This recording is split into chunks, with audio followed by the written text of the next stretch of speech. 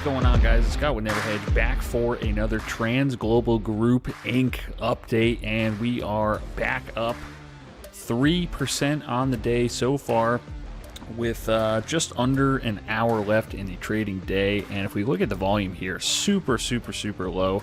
26.48 million shares traded today.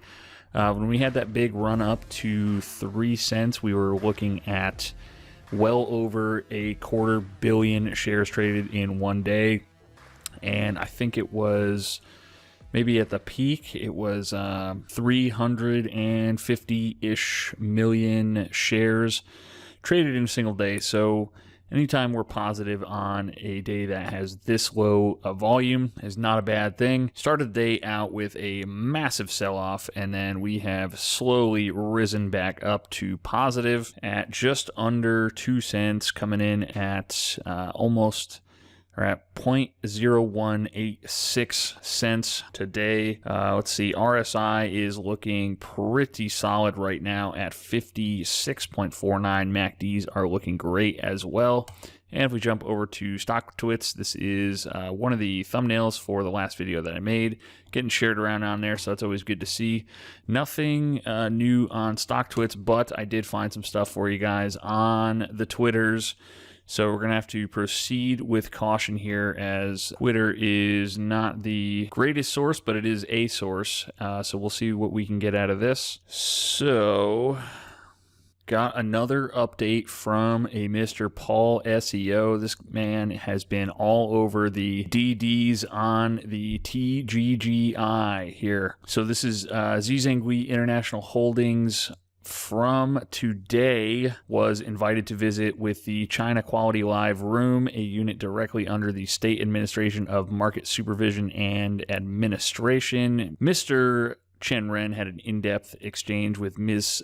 Ku Yin Mo, the producer of the CCTV Column Group and the famous host, on three aspects: the brand positioning of Zuixiangui, product quality, and the future of something there. So from this, Mr. SEO, Mr. Paul SEO, is suggesting that this group is well connected to the government, making it an even safer investment for our wallets, but maybe not so good that we're letting these Chinese companies into America, but should be good for us. Now, on the 8K that we are waiting on, I think we are on day 22, 21 maybe.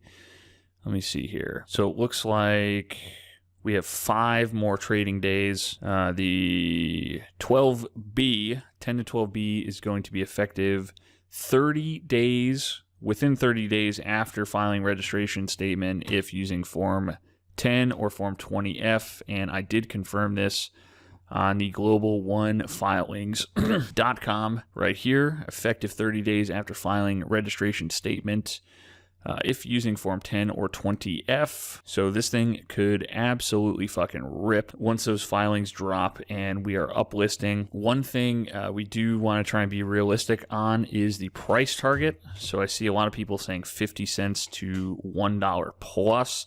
I think in order for Tggi to hit that, they are currently sitting at 131 million. So I think they're, unless they do like a reverse split, in which case, what good is it? I mean, if we get to, say, 10 cents, that'll put us at, or say 18 cents, that'll put us at 1.3 billion. That seems like a fairly realistic price target.